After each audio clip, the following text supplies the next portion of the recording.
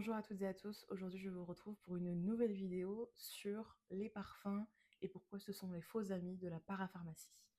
Vous venez peut-être de ma vidéo que je vous ai fait il y a 2 semaines sur l'hygiène intime. Si ce n'est pas le cas, vous pouvez aller voir cette vidéo-là et on commence tout de suite. Alors, tous ces produits parfumés pour l'hygiène intime sont bien présents dans tous les rayons de parapharmacie. Alors pourquoi? Bah, tout simplement pour du marketing, les industriels veulent se faire de l'argent, la pression sociale autour de la propreté et de l'odeur que devrait avoir une femme ou une personne munie d'un vagin. Dans ce cadre-là, il ne faut pas oublier que tous les produits ne sont pas utiles ou même bénéfiques.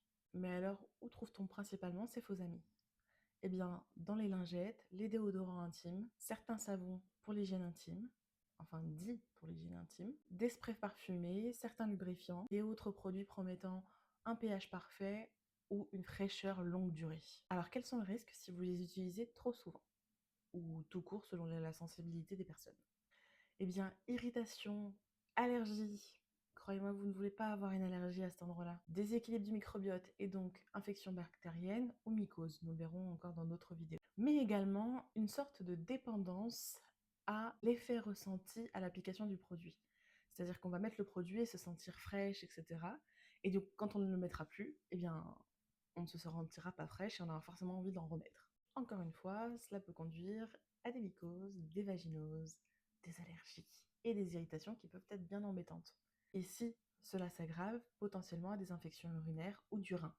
Alors quelles sont les exceptions?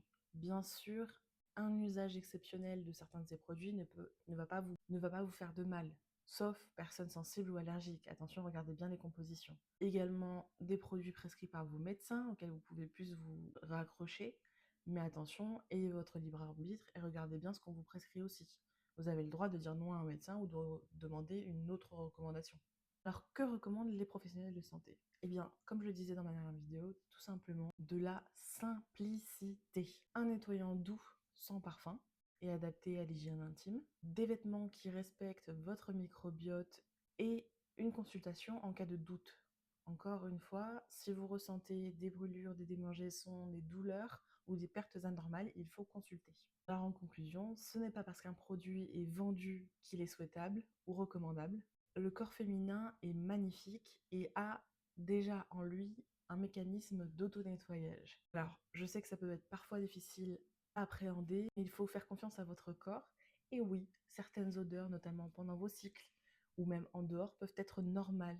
Bien sûr, s'il y a doute, allez consulter. Et le corps a son mécanisme de nettoyage intégré, faites-lui confiance. Et ne donnez pas votre argent à des industriels peu scrupuleux. Enfin voilà, cette vidéo est une petite piqûre de rappel ou peut-être d'information pour certains. Je vous remercie d'avoir regardé jusqu'à la fin. Je vous invite à liker, à partager, à commenter et surtout à vous abonner.